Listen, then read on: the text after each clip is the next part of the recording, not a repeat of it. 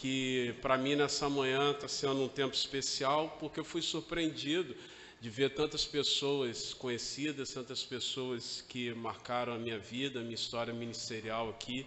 Não esperava mesmo, em momento nenhum o Marlon falou que tinha essa conexão aí com Nova Iguaçu, com Campo Grande aqui, eu não sabia de verdade. Então, muito feliz, emocionado pelo que Deus, desde o momento que eu estava subindo essa escada, já estava me proporcionando e ver tanta gente querida. Essa semana que passou, não, né? Hoje é sábado ainda, essa semana eu fiz aniversário e o pessoal sempre diz que à medida que você vai ficando mais velho, você vai ficando mais emotivo, né? Eu não concordava com isso até ir aos poucos envelhecendo também, como todos. Então, para mim é muita emoção mesmo ver gente que tivemos tantas histórias boas, né?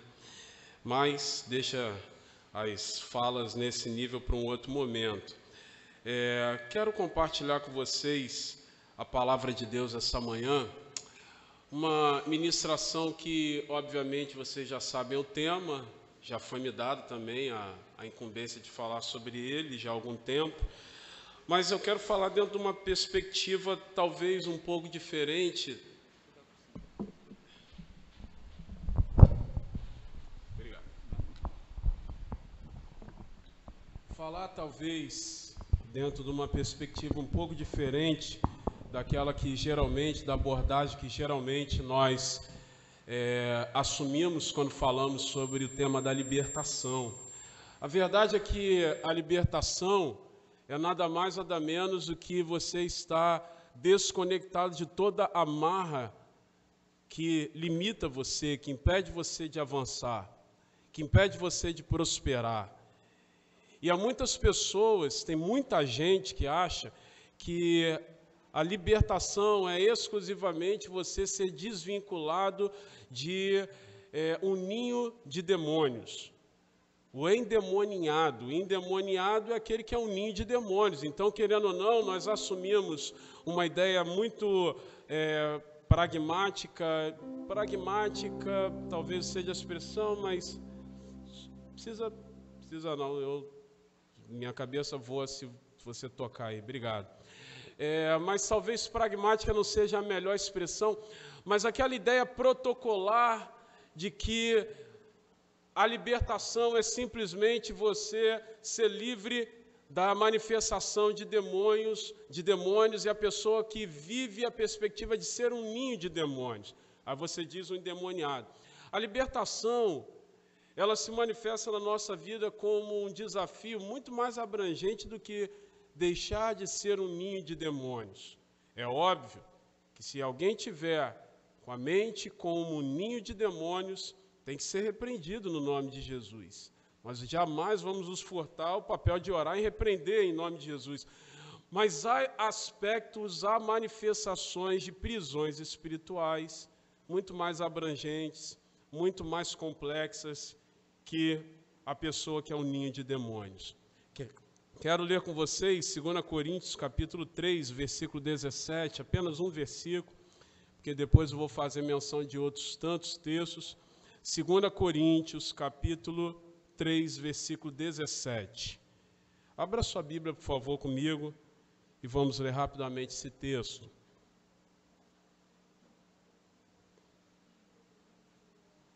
Segunda Coríntios 3, 17. Enquanto você procura o texto, quero agradecer a deferência que a pastora Lídia me tratou, a honra que ela me deu. De fato, nós que somos pastores e pastoras da Igreja Metodista, pelo menos os presbíteros, todos fazem parte de um processo de eleições dentro da igreja, e eu estou nesse caminho para que Deus faça a vontade dele, mas constrangido, mas agradeço a honra que me trata. A pastora Lídia, eu tenho um caso específico com ela na faculdade, não sei se ela, aliás, certamente ela vai lembrar disso, eu só não sei se ela entendia até então que para mim isso foi muito importante. Nós estudamos, fizemos algumas matérias juntos, né, na faculdade de teologia. Eu era de uma turma mais antiga, Eu vi uma vez numa matéria nossa que ela acabou fazendo junto comigo, com a minha turma. Ela foi alvo de uma deselegância, uma falta de educação, uma grosseria por parte de um professor assim, de forma gratuita. Minha vontade naquele dia foi de pular e pegar o pescoço dele de verdade mesmo, dar as sacudidas nele. E naquela hora eu falei, rapaz, essa moça nunca mais vai pisar aqui dentro da faculdade, nunca mais. E de fato eu acreditei que você fosse desistir, tamanha abrangência, né, daquele ato. E eu fico muito feliz de ver que seu ministério está florescendo, está crescendo, está se desenvolvendo, que você não baixou a cabeça em meio àquela situação tão deselegante que você sofreu ali. Mas vamos lá, irmão, 2 Coríntios 3,17 diz assim o texto: ora, o Senhor é Espírito, e onde está o Espírito do Senhor, aí há liberdade. Repita, aí há liberdade. Eu quero falar com vocês essa manhã a partir de alguns princípios que não são bíblicos. Não são bíblicos entre aspas, porque toda vez que você fala sobre a ciência, naturalmente você fala de algo que começou no coração de Deus. Mas eu quero usar, a estratégia que eu quero usar é a seguinte: nós vamos pegar as leis da mente e trabalhar as leis da mente numa perspectiva bíblica, numa perspectiva cristã, a partir da lógica do reino de Deus. Porque a liberdade, a libertação, obviamente passa pela nossa mente.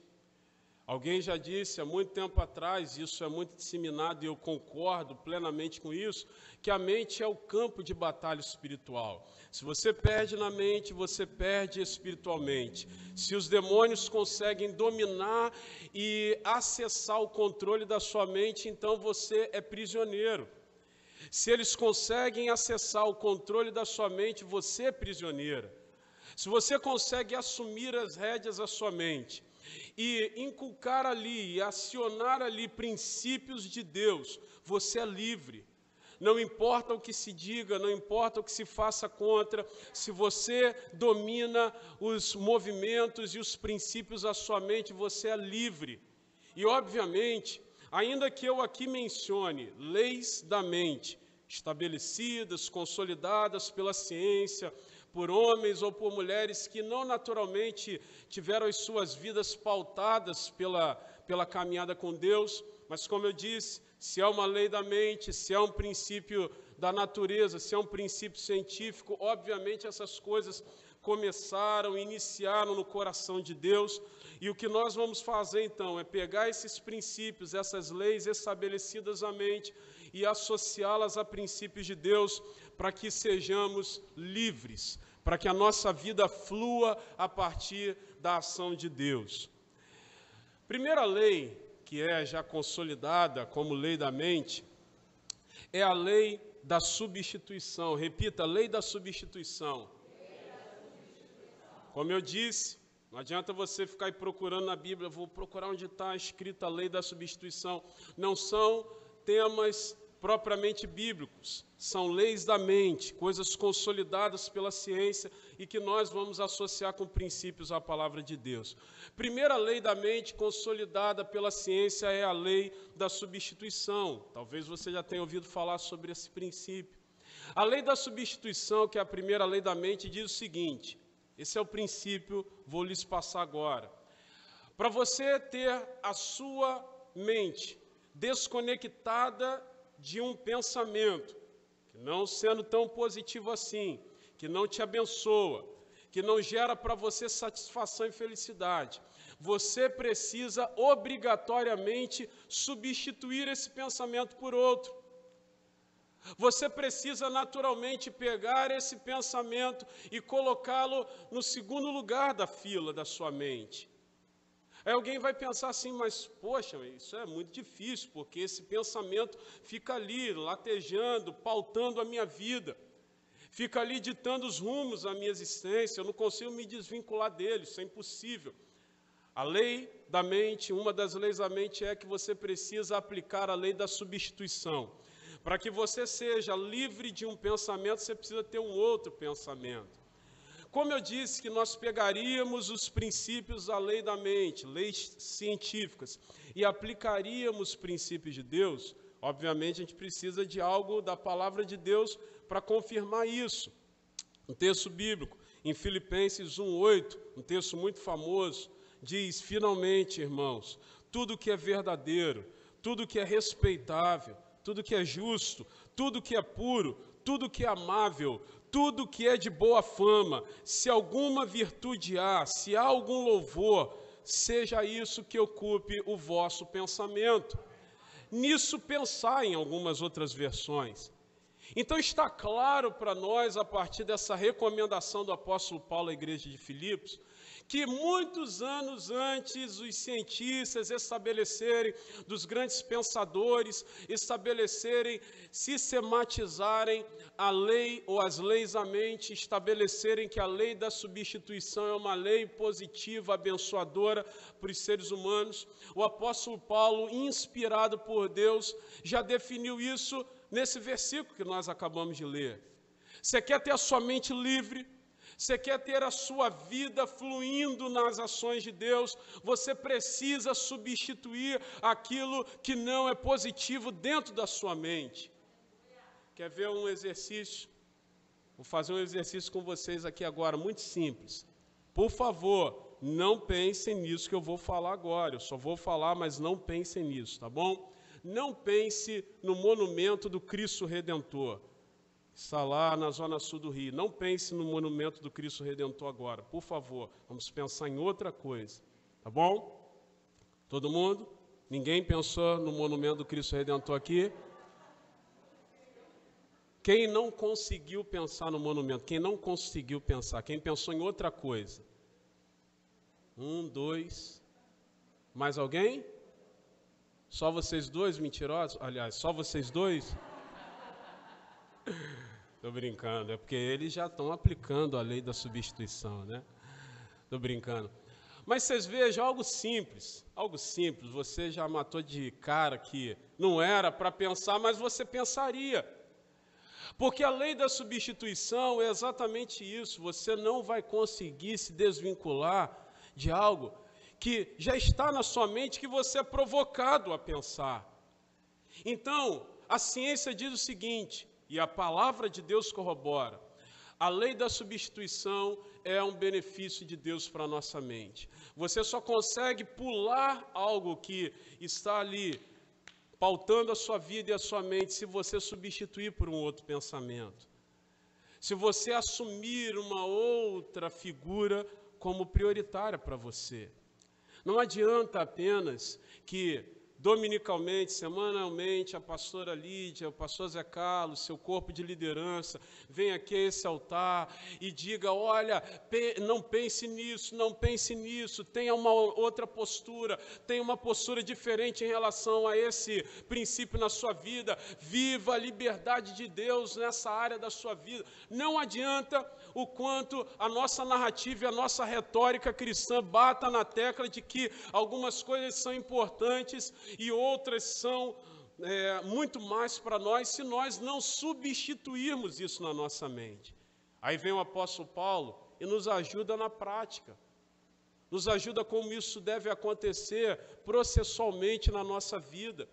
Você vai vivenciar a liberdade quando você substituir aquilo que hoje pauta a sua história, aquilo que hoje pauta o seu cotidiano, por outras coisas. É a lei da substituição, que diz que o único meio de se livrar de um determinado pensamento é substituindo pelo outro.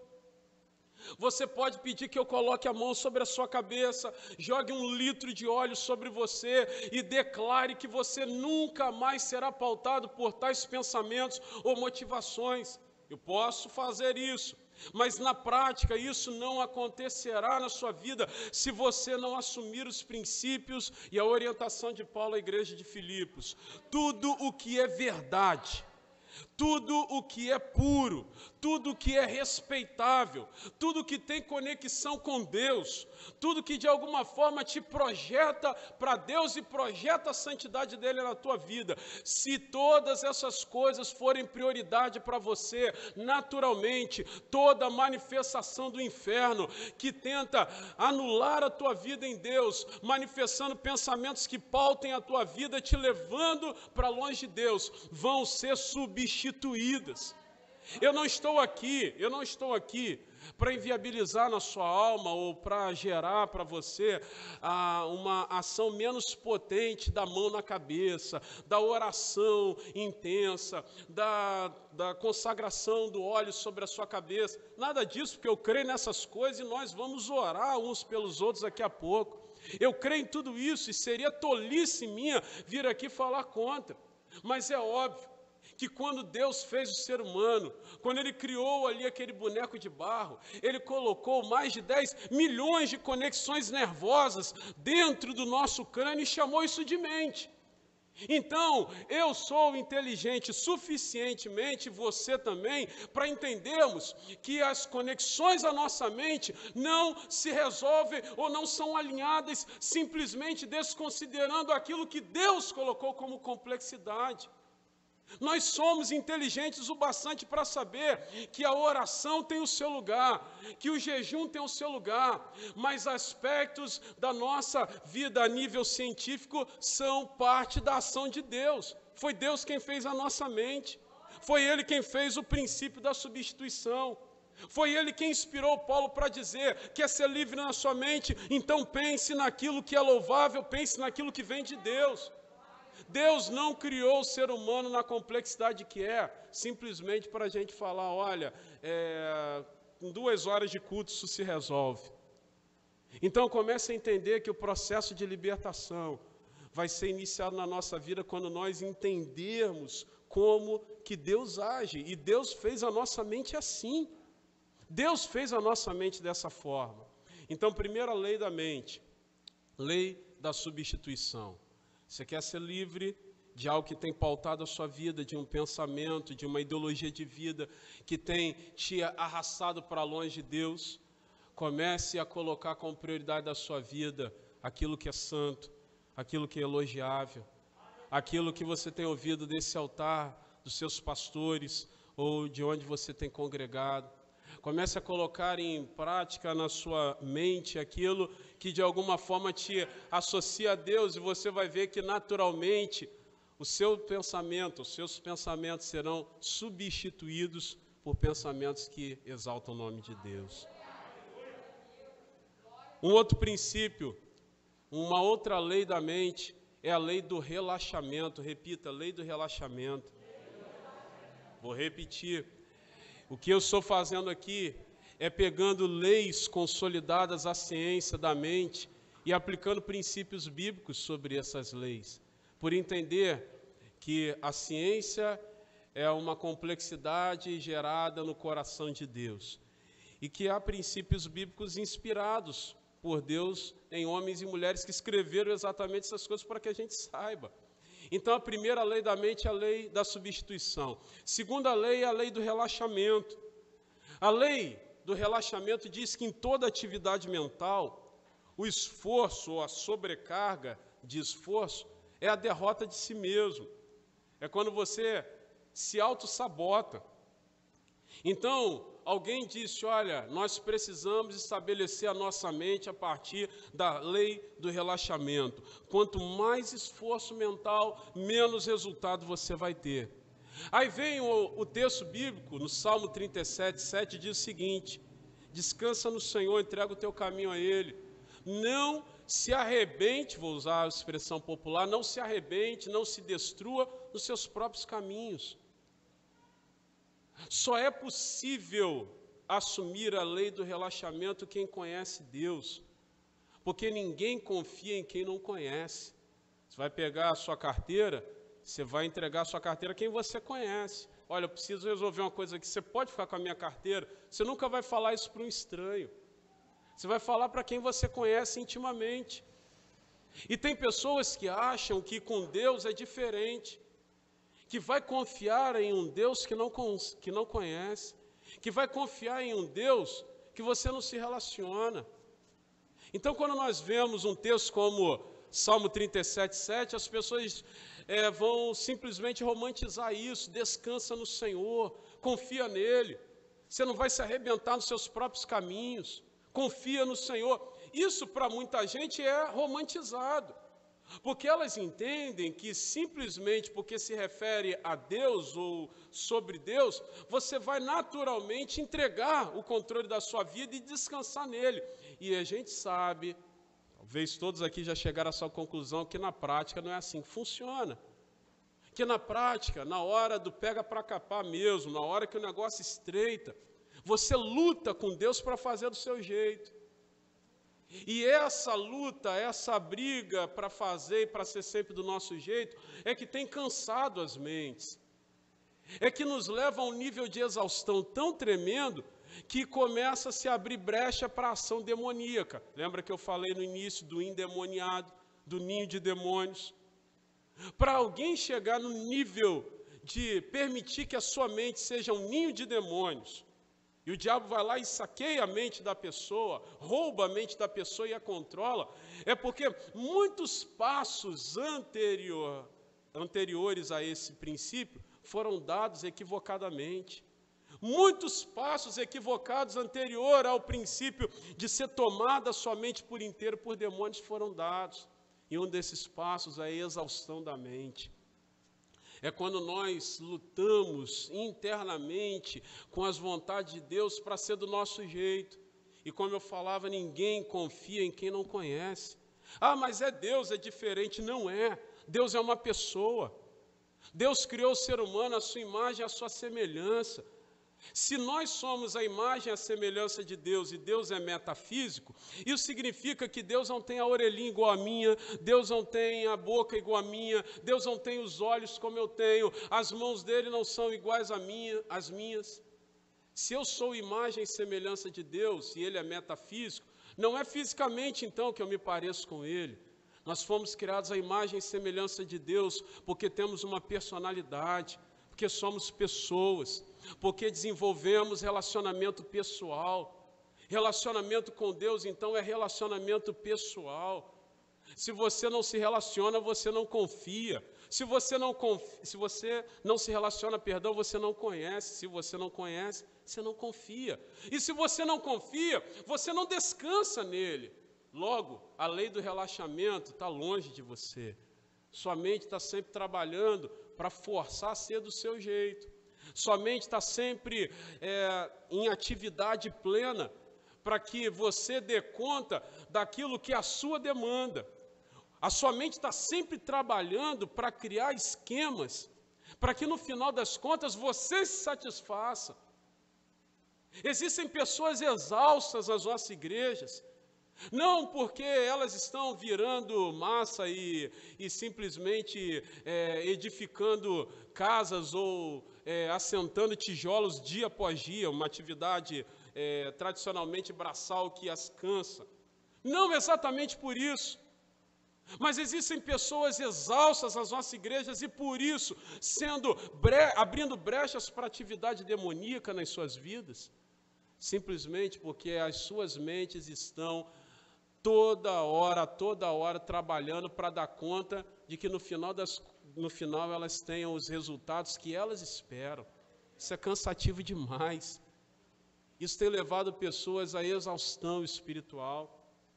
Pessoas que estão aí nas nossas igrejas, elas entram, saem, aparentemente são relaxadas, aparentemente está tudo caminhando bem, elas sentam, levantam, vão embora, aplaudem, levantam as mãos, caminham. Está tudo muito bem, muitas vezes estão no altar ministrando, e aparentemente está tudo muito bem, mas na alma estão cansadas. E se estão cansadas e exaustas, não são livres. E se estão cansadas e exaustas, não são livres. E aí vem a segunda lei da mente, lei do relaxamento. Você só confia em quem você conhece. Se você não conhecer a Deus, você não confia nele. Isso é fato. Não, confie porque Deus é poderoso. Lembre do que eu te falei. Deus fez o ser humano à sua imagem, à sua semelhança. A imagem e a semelhança de Deus significa que nós somos pessoas como Ele é pessoa. Relacionamento é pessoal, e no relacionamento pessoal não tem essa de bravata, eu confio e ponto final. Não é assim. Você confia em quem você conhece. Se você não conhecer a Deus, você não confiará nele. Se você não confiar nele, sua mente vai estar sempre trabalhando para te sabotar, para dar conta de assumir aquilo que você acha ser o melhor. São os seus princípios. Então, segunda lei da mente, lei do relaxamento. Pastor, eu quero isso, bota a mão aqui na minha cabeça para eu ter a lei do relaxamento. Eu até vou, ou até posso, melhor dizendo, talvez eu não faça isso, né? A gente está no meio da pandemia ainda, mas eu até poderia fazer isso, eu vou interceder por você. Mas essa tem que ser uma decisão sua nessa manhã, de a partir de hoje correr para os pés de Deus, viver com Ele, conhecê-lo, para que um dia, para que em algum momento você passe a confiar nele. E confiando nele, aquilo que ele falar seja lei para você. Aquilo que for a intenção dele seja a tua intenção. Aquilo que ele tem como ideal seja o teu ideal. Aquilo que ele abomina seja aquilo que você vai detestar a partir de hoje. Uma terceira lei da mente é a lei da atividade subconsciente. Repita, atividade subconsciente. Então, nós já falamos sobre 3 leis aqui. Primeira lei é a lei da substituição. Não adianta você ficar batendo na cabeça. Eu não posso pensar isso. Eu não posso ter a minha vida pautada por esse pensamento. Eu não posso ter a minha vida pautada por esse princípio. Você vai precisar substituir isso por outra coisa. O apóstolo Paulo nos ensinou como fazer. Segunda lei, a lei do relaxamento. Você precisa conhecer Deus para confiar nele e para relaxar sua mente de que ele é o dono da história. Terceira lei, a lei da atividade subconsciente, que é uma continuidade da lei do relaxamento, conectada ali com a lei do relaxamento. A lei da atividade subconsciente, que é uma das leis da mente, diz que logo que o seu subconsciente assume um princípio ou deseja qualquer coisa, automaticamente é um gatilho. Foi Deus quem fez assim. É um gatilho automático da nossa mente começar a projetar meios para colocar aquilo em prática. Vou repetir, a lei da atividade subconsciente diz que toda vez que você pensa uma coisa, toda vez que você idealiza uma coisa, automaticamente você não precisa coordenar sua mente para isso. É uma ação automática da mente, foi Deus quem fez isso. A sua mente começa a produzir meios para realizar aquela atividade. E a sua mente vai buscar dentro da sua vida todos os meios, todas as possibilidades para aquilo ser colocado em prática. Mesmo que você nunca coloque em prática isso. Vou dar um exemplo. Se aqui agora eu pensar, eu tenho que pegar algo que eu esqueci no meu carro lá na rua. Meu carro está lá do outro lado da rua. E eu penso assim, eu tenho que pegar alguma coisa que eu esqueci lá. É automático, é um gatilho que é acionado dentro de mim para começar então a processar como que eu vou fazer para chegar lá. Então eu penso o seguinte, olha, eu tenho que pegar a chave do carro, eu tenho que sair por essa porta, eu tenho que descer a escada, eu tenho que atravessar a rua, eu tenho que abrir o carro e eu tenho que pegar o que está lá dentro do carro e voltar. Alguém vai falar assim, pastor, mas ninguém faz isso. Faz, todos nós fazemos. É uma atividade subconsciente. Você não se programa para isso. Toda vez que a sua mente criar uma ideia, automaticamente ela vai buscar um jeito para colocar isso em prática. Mesmo que você nunca coloque isso em prática. Isso é muito importante, sabe por quê?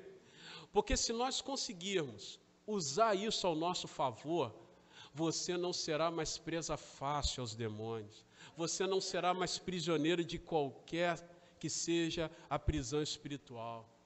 Eu estou falando aqui sobre as leis da natureza, as leis naturais da mente, porque se nós controlarmos essas leis, que foram feitas, não sistematizadas pela Bíblia, mas foram feitas por princípio, por Deus que criou o ser humano, e colocou essas milhões e milhões de conexões nervosas dentro dessa caixa que ele chamou de crânio, que nós chamamos de crânio, se nós dominarmos esses princípios, nada nos deterá, nada. E a lei da atividade subconsciente é exatamente isso. Eu vou pular esse muro aqui, minha cabeça vai projetar como que eu vou fazer isso. Então, o que nós precisamos para controlar isso? Já que a nossa mente age assim. Nós precisamos, então, subsidiar a nossa vida, a nossa alma, a nossa mente, de coisas que nos conecte com Deus, que nos acione princípios de Deus. Por exemplo, quando Deus gera para mim, quando Deus gera para a igreja, um desafio de fé, não adianta eu achar que simplesmente a fé vai ser uma porção mágica que um anjo vai jogar sobre a minha vida enquanto eu durmo. Eu vou dormir sem fé e acordo com fé. Eu vou dormir preso espiritualmente e acordo livre. Isso é um processo que a atividade subconsciente nos ensina a controlar e a dominar. A fé é a revolução da nossa razão. É quando eu revoluciono as referências da minha vida. Imagine que esse prédio está aqui porque ele tem colunas, ele tem uma base. A atividade subconsciente é exatamente isso, é o que dá base ao desenvolvimento dos nossos pensamentos. E antes que você ache que isso não tem nada a ver com o mundo espiritual, saiba que o diabo conhece todas essas leis. E ele trabalha incansavelmente para controlar essas leis na nossa vida, porque enquanto ele tiver o controle dessas leis, ele domina e aprisiona você. Mas se você arrancar das mãos dele nessa manhã, em nome de Jesus, esse controle, sabendo como que isso funciona, ele não mais dominará. Então, quando eu subsidio a minha vida com essas referências, eu controlo a atividade subconsciente. Então, eu estava falando da fé. Deus gera um desafio de fé para mim. A fé é a revolução da razão. Ainda há pessoas que acreditam que fé e razão não tem nada a ver uma com a outra, né? Ainda tem gente que acredita que fé e razão brigam uma com a outra. Isso não é verdade. A fé é a revolução da razão, porque a razão é a faculdade própria do ser humano de distinguir tudo pela alma. Se tudo que eu vou distinguir tem a ver com a minha alma, então eu preciso alimentar a minha alma com princípios de Deus. Quando vierem os desafios de fé, a minha razão vai buscar lá na minha alma como fazer as coisas. E se a minha razão buscar lá na minha alma como fazer as coisas e as respostas que ali tiverem, não estiverem associadas com princípios de Deus, as minhas respostas serão sempre as piores. É isso que funciona na atividade subconsciente. Vou voltar o exemplo que eu dei de voltar lá no meu carro para buscar o que eu esqueci. Se as minhas referências para ir até o meu carro buscar o que eu esqueci forem as piores, então os resultados podem ser os piores. Eu sei que tem uma rua aqui à frente, uma estrada que passa carros numa velocidade considerável. Se eu não conceber a ideia de que eu preciso ter cuidado ao atravessar a rua para voltar no meu carro e pegar o que eu esqueci, eu posso morrer atropelado ali. Então, quando eu pensei em ir no carro, automaticamente a minha mente já despertou que eu preciso atravessar uma rua que passam carros em velocidade considerável. Então isso me alerta, me coloca em alerta ao atravessar a rua.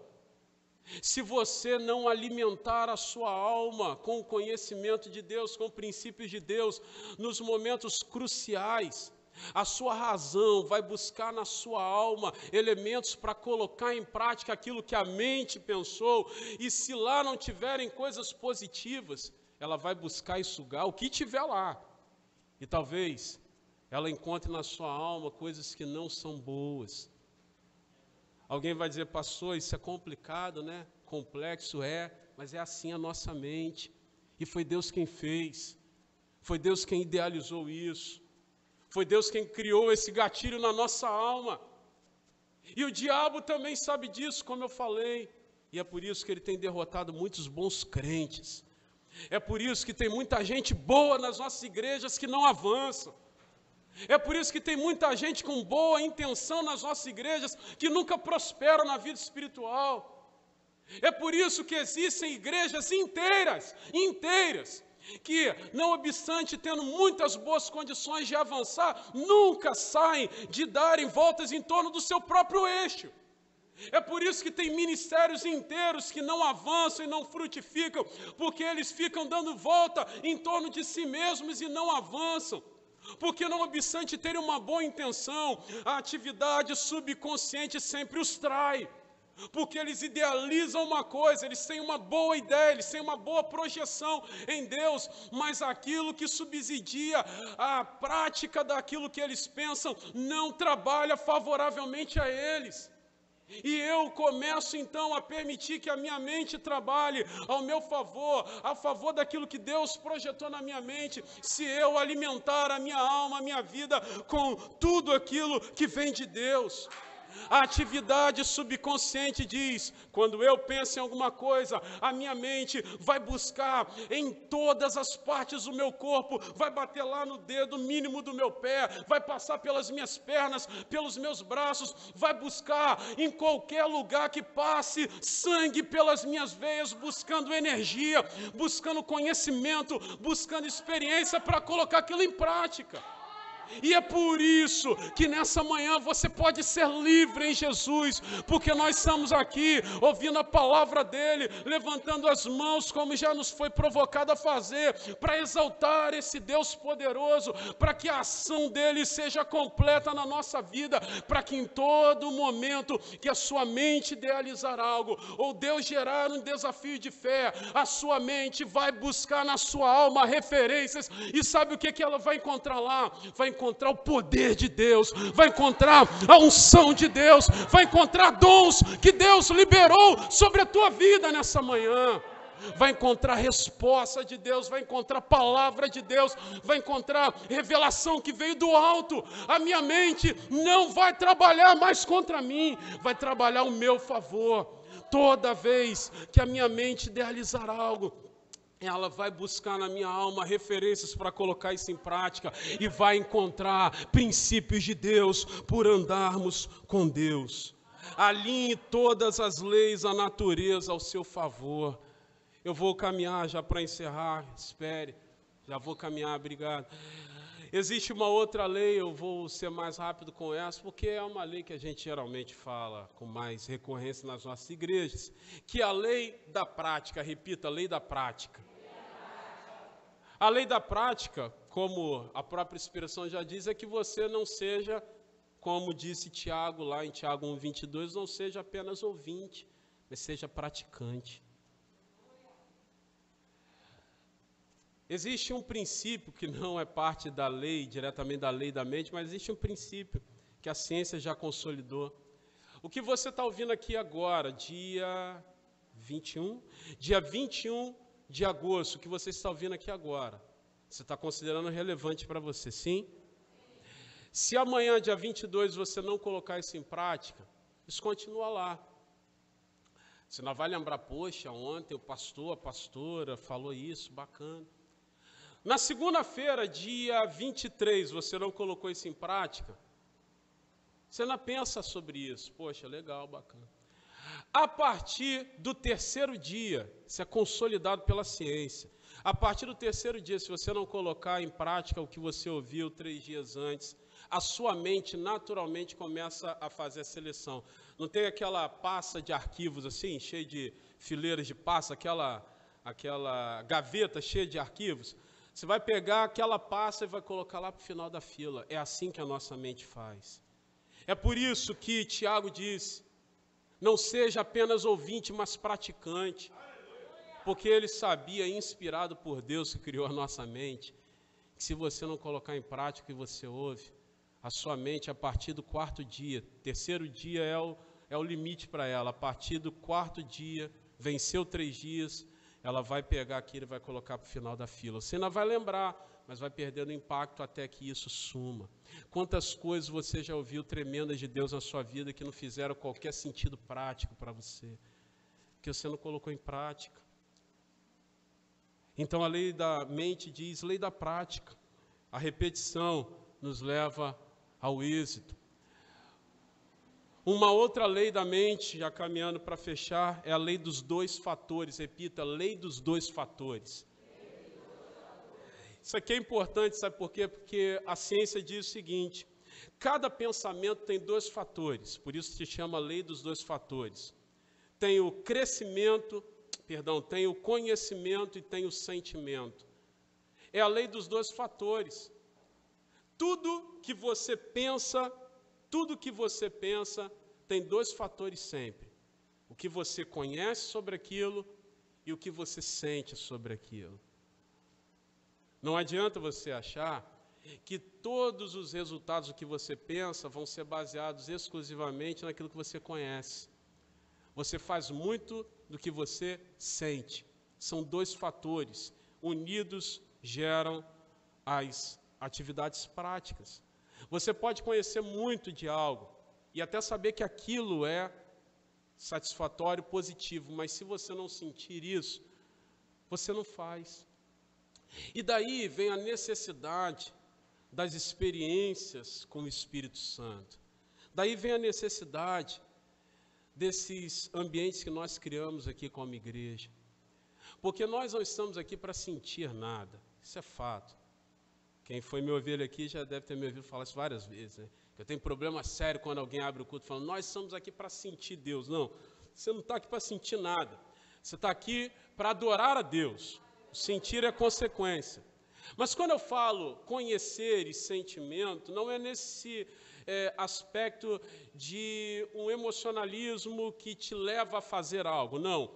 É o sentir associado com o conhecimento. Quando você sente no que diz respeito às experiências do dia a dia, isso vai te gerando confiança em quem você se relaciona, você acaba se apaixonando pelo que ele é apaixonado, você acaba detestando o que ele detesta.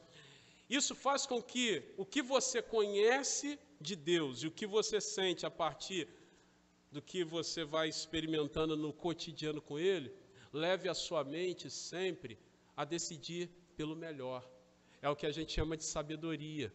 Pestalozzi, que foi um eminente pedagogo, ele dizia, muitos anos atrás, mesmo que você construa muitos, na velocidade que se constrói muitas universidades, você também constrói muitos presídios. Então, a inteligência, conhecer apenas as coisas, não nos leva a ser sábios. A sabedoria é um dom de Deus.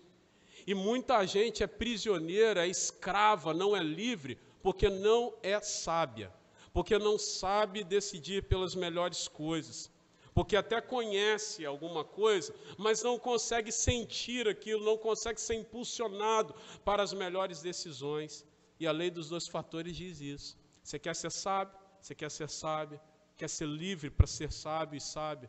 Você vai precisar, então, sentir o que Deus sente, e você vai precisar conhecer daquilo que é princípio dele, que tem sido amplamente explanado para nós. Se não existir o sentimento ligado ao conhecimento, nada vai acontecer. Você precisa sentir. E sentir é muito mais do que um arrepio a partir de uma música que nos toca. Sentir é muito mais do que uma sensação prazerosa, momentânea, quando alguém diz algo que nós gostamos na igreja. Sentir é todos os dias, quando você acorda, saber que é um projeto de Deus para a sua vida, mesmo que a sua carne fale contra.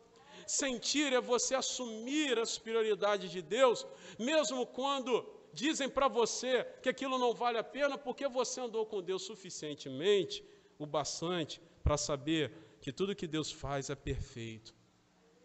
Uma sexta lei da mente é a lei do perdão. Repita, lei do perdão. Eu também não vou avançar muito falando sobre esse princípio, porque ele é demasiadamente falado e ministrado, né? E nós sabemos a importância, pessoas que são prisioneiros porque ainda não perdoaram.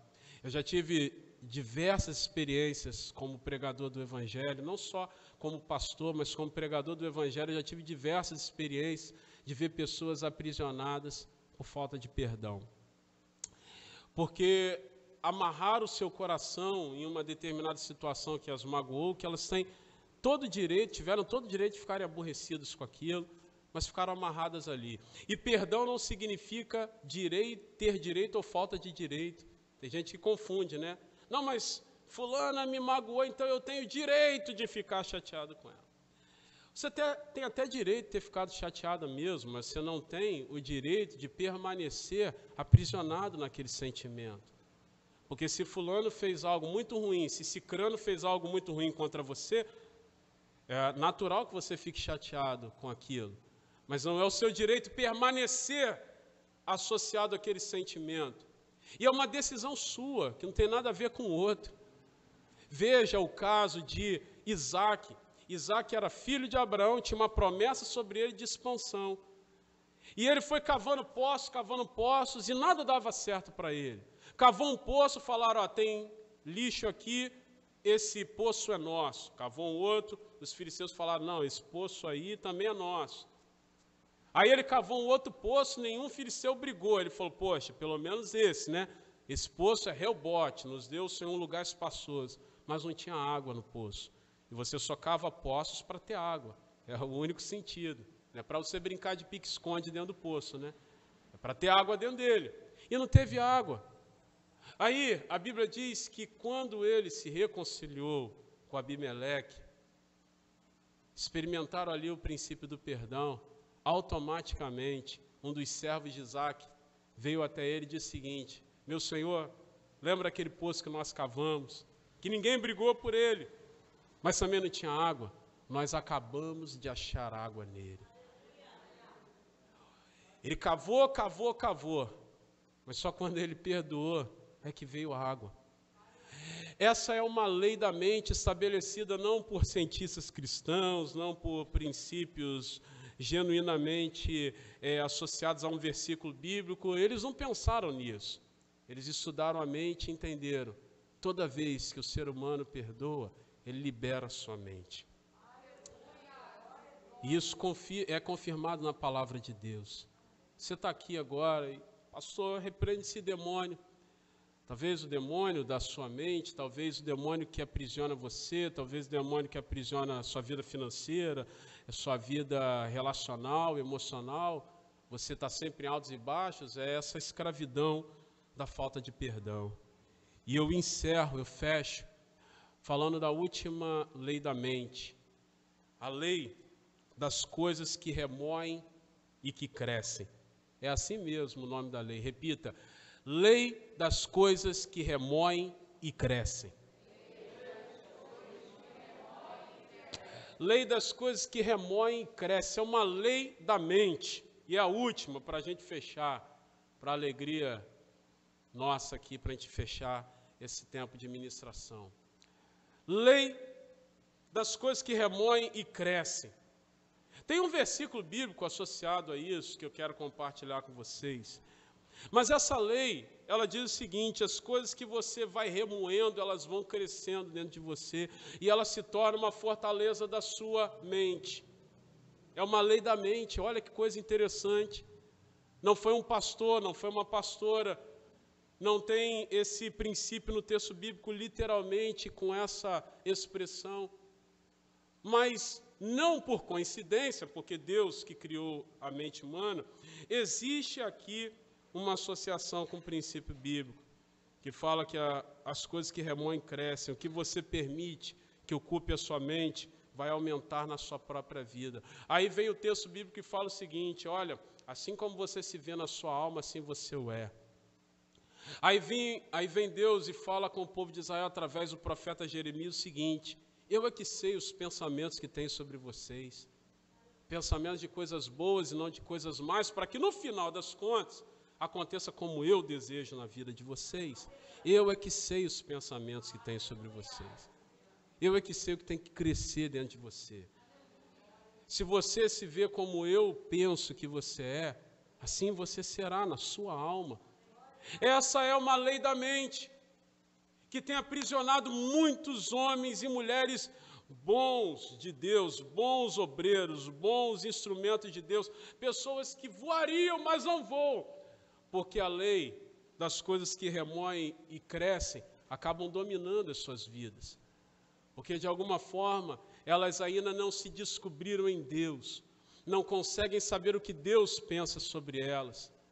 Mesmo na adversidade, Deus tem um pensamento sobre você, porque o povo de Israel, quando Jeremias disse, o Senhor é quem sabe o que pensa sobre vocês, o povo de Israel estava vivendo um dos piores momentos da sua história. Eles estavam cativos na Babilônia, reclamando de Deus. Deus esqueceu da gente, Deus não está nem aí para a gente. Aí Deus levanta o profeta e diz o seguinte, olha, o Senhor foi quem trouxe vocês para cá. Vocês estão vivendo essa situação porque eu idealizei isso. E vamos parar de chorar aí. Dê os seus filhos e as suas filhas a casamentos, construam casas, prosperem na Babilônia, orem pela paz da cidade, porque a paz da cidade será a vossa paz. E quer saber de mais uma coisa? Quer saber de mais uma coisa? Eu é que sei o que penso sobre vocês. Se vocês assumirem os meus pensamentos sobre vocês, o que vocês desenvolvem na mente, isso vai crescer. O diabo sabe disso, sabe. Vocês lembram de Jó? Quando Jó foi testado por Deus, no texto bíblico diz que Deus viu o diabo em meio aos anjos e perguntou, o que você está fazendo? E ele falou, estava rodeando aí a terra. E Deus falou, tá bom, você viu o meu servo Jó? E o diabo respondeu para Deus de forma precisa, vi e o Senhor sabe que o dia que o Senhor tirar o que ele tem, ele vai blasfemar na sua cara, na sua presença e diante do seu trono. E Deus falou, é verdade, por isso eu vou te usar para aperfeiçoá-lo. O diabo, ele sabe todas essas leis que eu acabei de mencionar aqui, ele conhece tudo isso. E ele sabe potencializar cada princípio equivocado para te manter amarrado. Talvez você não seja um ninho de demônios. É bem provável que ninguém aqui tenha a mente como um ninho de demônios. É provável que ninguém aqui seja endemoniado. É provável que ninguém aqui tenha a sua mente um arsenal de armas demoníacas a ponto de você ser tomado por eles. É provável. Se tiver, a gente repreende e você vai continuar sendo uma bênção para a presença de Deus. Mas é provável que nós não tenhamos aqui. Mas é muito provável, e por isso Deus te trouxe aqui, que nós tenhamos bons homens e boas mulheres aqui, mas que em algumas áreas da vida não avançam, em alguns aspectos da vida são prisioneiros, e tudo isso porque você perdeu as batalhas na sua mente. E eu posso e devo orar para que a sua mente seja livre, mas eu preciso fazer com que você entenda que a liberdade da sua mente, que é muito potencializada pela nossa intercessão como igreja, nós vamos fazer isso agora, precisa estar associada a posicionamentos corretos da sua mente. Um dia, Deus criou o boneco de barro e soprou nas narinas daquele boneco o seu fôlego de vida. E não foi só um bonequinho ali que Deus colocou um fôlego de vida, deu um peteleco e disse, vá. Deus criou ali uma complexidade. Tudo em nós é complexo. Tudo em nós é complexo. Existem 26 ossos que ligam o seu dedinho mínimo do pé ao seu tornozelo. 26 ossos. Se você quebra o seu dedo mínimo do pé, você continua andando, mas você anda com dificuldades. Tudo em nós é complexo e Deus sabia disso. E por saber disso, Ele estabeleceu algumas leis e que nós precisamos dominá-las, que nós precisamos controlá-la. Guarde isso. Lei das coisas que remoem cresce. Se você alimentar na sua alma o que Deus fala sobre você, isso vai crescer. E quando o diabo vier falar o que você é, nada daquilo vai fazer sentido para você. O último exemplo que eu cito é o exemplo de Jesus, para nós orarmos. Jesus foi batizado por João Batista, veio a voz do céu e disse, esse é o meu filho amado que me dá alegria. Ele foi para o deserto. No deserto o diabo ficou ali, soprando. Se tu és o filho de Deus, faça isso. Se tu és o filho de Deus, faça aquilo. Você percebe que o diabo foi exatamente trabalhar contra a sua identidade. Mas ele já tinha ouvido de Deus quem ele era. Isso bastou para ele. Sabe por quê? Porque aquilo que você remoe, aquilo que você desenvolve na sua mente, isso cresce dentro de você. Jesus ouviu que era o filho que dava alegria ao Pai. Quando o diabo veio e questionou, se tu és o filho de Deus, Jesus falou, amigo, eu já sei quem eu sou, isso basta, saia daqui. E a Bíblia diz que quando o diabo saiu, os anjos vieram e serviram a Jesus. Coloque-se de pé agora em nome do Senhor, porque os anjos de Deus são aqui e eles vão te servir. Hebreus 1,14 diz, ora o que são anjos? Anjos são ministradores de Deus, a serviço dos que hão de herdar a vida eterna. Os anjos de Deus são aqui e eles vão te servir. Eles vão liberar sobre a tua vida agora toda a libertação de Deus. Abra sua boca agora e comece a clamar por isso. A lei da substituição. Nós precisamos substituir na nossa mente aquilo que não é de Deus, aquilo que não é louvável, aquilo que é depreciatório, aquilo que é pecaminoso. Não adianta você ficar batendo na sua cabeça e dizer, eu não quero mais pensar nisso.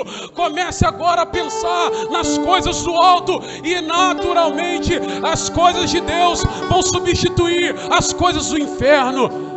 Aonde são aqueles que querem ser livres essa manhã? Levante as suas mãos agora e diga para ele, eu quero ser livre, eu quero ser livre.